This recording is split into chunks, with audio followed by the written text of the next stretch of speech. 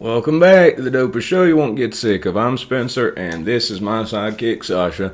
I spent most of my 20s in federal prison, but have been off heroin since April 9th, 2010. Got a lot of stories about the stupid stuff I did to get put in prison, but also got a lot of stories about the crazy stuff that happened when I was actually in prison. God forbid you end up in prison. You won't have to make some of the same mistakes I made. So, this is an interesting one. Sometimes some of these stories, there's not a person that can't verify these stories. And my mom can verify a lot of this one because these same people, these same dealers, I ended up robbing them. And when I robbed them, they called my mom. Yeah, they called my mom and threatened call the police if she didn't give them some money for me robbing them.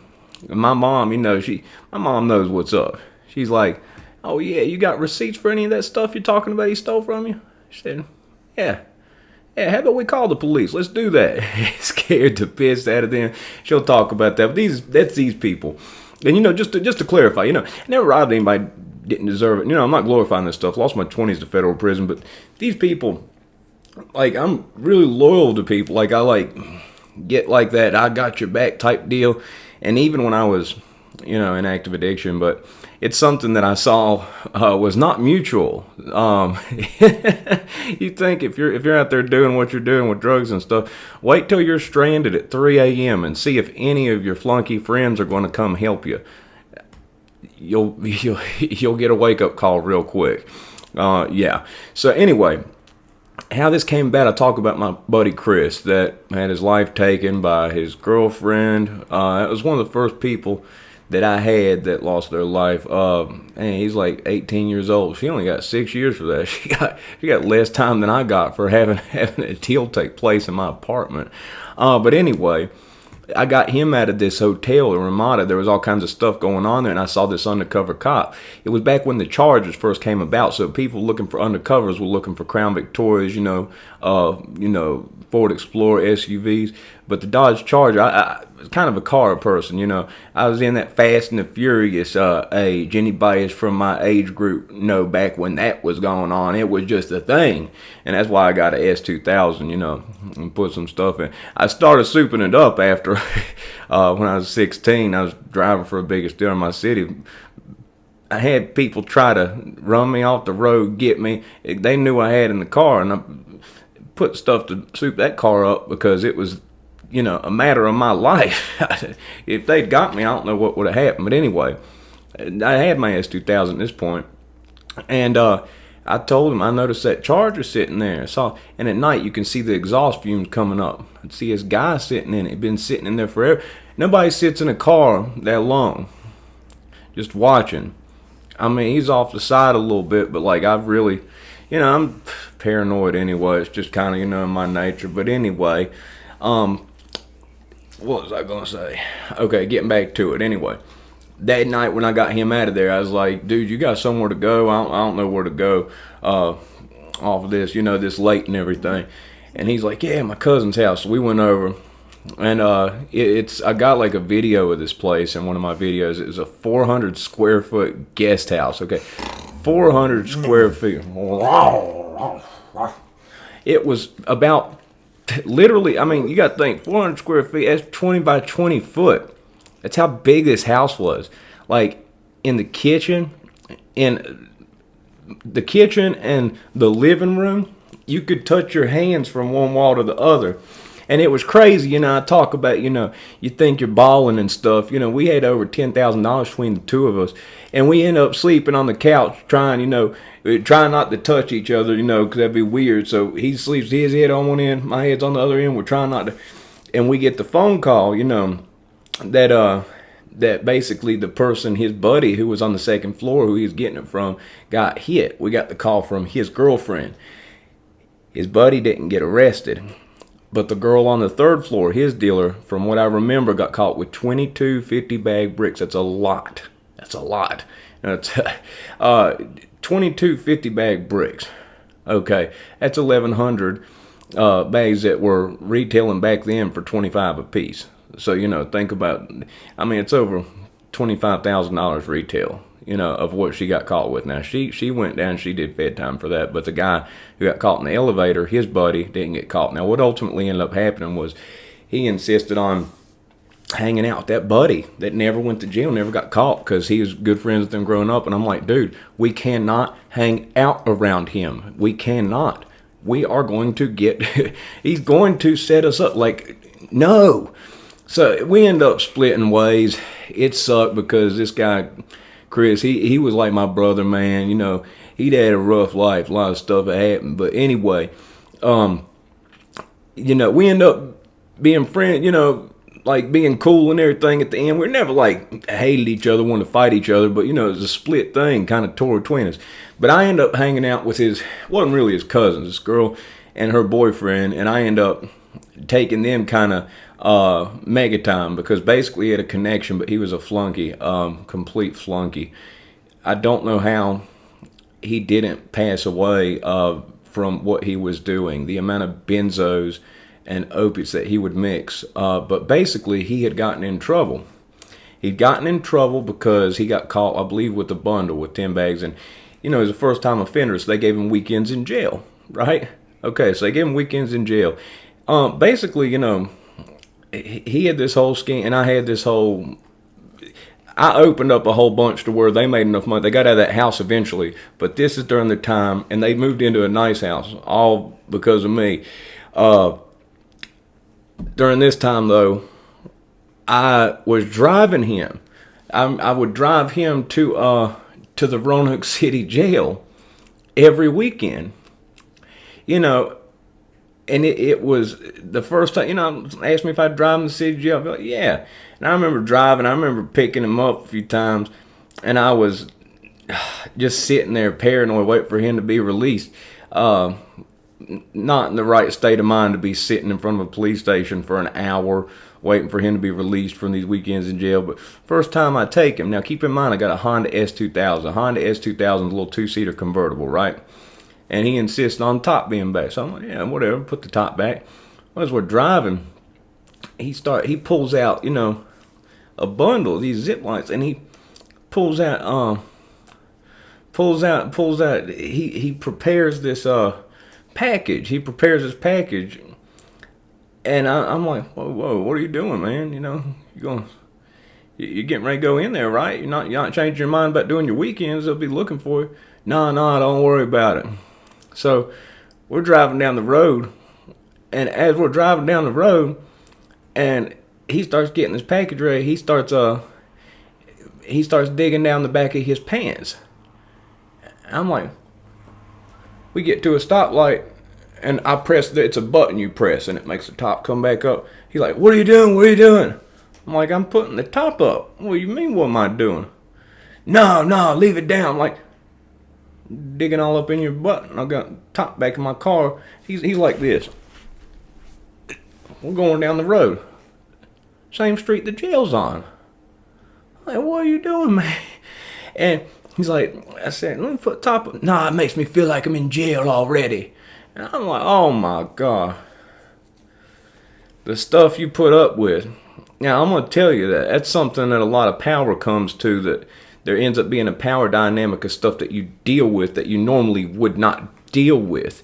When you are an addict and you got a connection, or if you're a dealer and you got a connection, which I was both, you will put up with stuff that you normally be like, oh, nah, man, matter of fact, get out of my car right now. But because it's your connection, because it's, you know, you're addict, you deal with whatever, you deal with this type of stuff. You deal with this type of craziness and foolishness that you normally would never put up with. I'd never put up with somebody digging all up in her crack when I'm going down the road on the same street that jails in. You know, a lot of people in that life, they don't have a lot of sense. Like, everything for me was risk management, assessment, you know, make it the least risky possible for what I was doing. I created so many, you know, firewalls for, you know, the stuff that was happening, and to just have somebody that was that stupid, man. I mean, Lord have mercy. And I'm gonna tell you something else about him right now. Okay, this guy, like, he was basically just, you know, eating what he hunts. Okay, eating what he hunts. He didn't have anything extra. So basically, each day, all his little run around hustling was just enough to feed his addiction. Nothing more. Once I got around and, came up with the system, which, it ended up in federal prison. It's not a good thing. Definitely not advocating this stuff. But this is a point about how some people just can't act right no matter what. Okay? Some people, when they don't have stuff, yeah, they steal. But if you've got thousands and thousands of extra dollars, why would you do that? Why would you do that? So ultimately, he's got thousands of dollars on him in his pocket. He carried it with him. I was living at their little townhouse with them at the time. I was sleeping on the couch. They was sleeping in the room. It's a joke of a place. Like if you saw the inside of this place. But anyway, they were inside of it's like a dollar store, like a Dollar General, Dollar Tree. It was something like that. They buy a whole bunch of groceries and stuff. Not groceries, but just a bunch of knickknacks, whatever they buy. They had a whole cart of stuff. I know because I heard the story secondhand from them. And I know because the woman, his girlfriend, had her kid with them at the time. And I got a call from them crying saying he'd been arrested. There was like a bleach pen. It cost like 10 or 15 bucks, and they watched him. The security watched him put it in his pocket. He bought like $200 of stuff, but because it's $10 bleach pen, they put him in jail. And where he's doing weekends, he stayed in jail for like a month. He had like 1 or 2 weekends left. 1 or 2 weekends left. And you know how you hear about people getting lost in the system? He got lost in the system on that particular time. He ended up in that jail for like 45 days. He had 2 weekends left. And they left him in jail. He ended up getting out. It was funny because there was a guy in there who had the same lawyer that he had, and he wrote a note for that guy to take to his lawyer. And as soon as that note got to his lawyer, he was out like 2 days later, max. Crazy situation. But the point is, you got all that money and you're still going to steal a $10 bleach pen. That's the stupidest thing I've ever heard in my life. I've been a lot of things. I look back at it in retrospect. I didn't look at what I was doing as what it actually was. I can look back in retrospect now that I'm grown and more matured and look at, yeah, when I drove those call girls around, I was technically a pimp. Yeah, whenever people sold those dummies and we'd go catch them, put them in a car and say, okay, we got to make this right now, that was kidnapping. That's what that was. I look at it for what it is now, but at the time I didn't see a lot of that stuff. But even back then, you'd never catch. I've never. The one time I accidentally shoplifted, I was a child, and I'd accidentally done it. And as soon as we got in the car, I was, oh no! And told my mom. We went back inside, gave it to him, and I let him know it was a mistake. It was a genuine mistake. I let my mom know when I realized I'd done it. I felt sick to my stomach. I've done a lot of things, shoplifting, and even with, and ironic as can be, do the crazy stuff, but the little stuff upsets me. But yeah, I have all that money. Same thing with that couple that lived with me that I ended up getting the federal time for. The couple that was living with me, they hadn't lived with me for more than a couple days. We went down to this restaurant. We're sitting there eating. She's got like $1,000, $2,000 in pocket. They're talking about dining and dashing. I'm like, no, I'll pay for it. I'd like to come back here someday. I mean, I live like 1/8 of a mile from this place. They're wanting to do this hood rat stuff just to be doing it. That's stupid. To me, that's stupid. Why do that? Why take that type of a risk? But there's some people that just can't act right. I mean, seriously, a lot of the stuff I did, it was because I was in active addiction. And it wasn't right either. It was wrong. The stuff I did, like I said, didn't see it, but technically it was a pimp charge. Wasn't like I was wearing the fur coat and like, yeah, the pimp does what the pimp does and the hoe does what the pimp says and blah, blah, blah, and talking in riddles and rhymes. Wasn't doing none of that. They told me, give me $50 a place for each place I drove them. Make sure they get back out okay. Yeah, so technically it's what it was. Snatch somebody up in a car and tell them, yeah, you rip somebody off, you got to pay it back. That was kidnapping. I mean, it is what it is. And I look at it now for what it is, and I see what it is. Back then, I looked at it as, keeping it in the life or whatever. That doesn't make it any better. But just some of this reckless, crazy behavior. Some people are addicted to just doing stupid stuff. Even though I did stupid stuff, I couldn't ever see doing something that reckless, shoplifting when you've got $2,000 in your pocket just to steal a $10 pen. It's just like there's certain addictions. Like I talked about, I was addicted to dealing. I was addicted to using. Some people are addicted to doing stuff like that. But anyways, if you like the video, press the like button. If not, it's 15 minutes and 8 seconds of your life in which you'll never get back. Figured I'd mention that about my mom. The video with my mom, you know, she talks about we talk about the drug dealer calling her, saying, threatening, call the police on me. You know, just because, I mean, she talks about that. She's there, you know, some of the stuff I confirm. I talked about yesterday about getting jumped by 3 people and about getting the worst whooping of my life.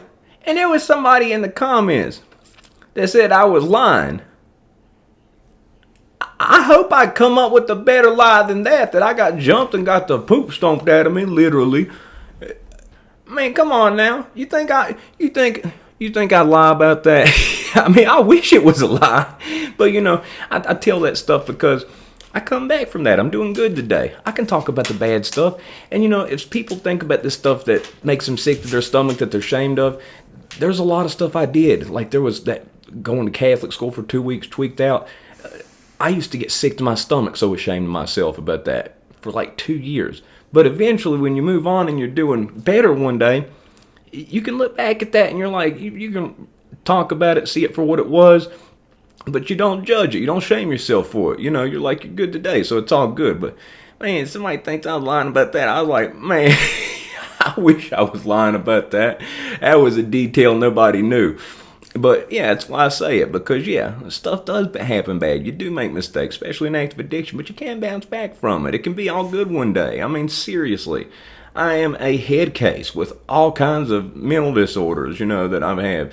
You know, like right now, I'm getting rest, but I'm still tired during the day. Hopefully, I'll bounce back. I'll be normal. You know, it's like I go way up, I go way down, then I balance out for a little bit. And if I can deal with that and not use, and if I can have done all the crazy stuff that I did, anybody can get off of it. You know, that's one of the main things, you know, I hope people know is that regardless of where you've been, what you've done, it can end up good. You can do stuff right, but you got to be patient.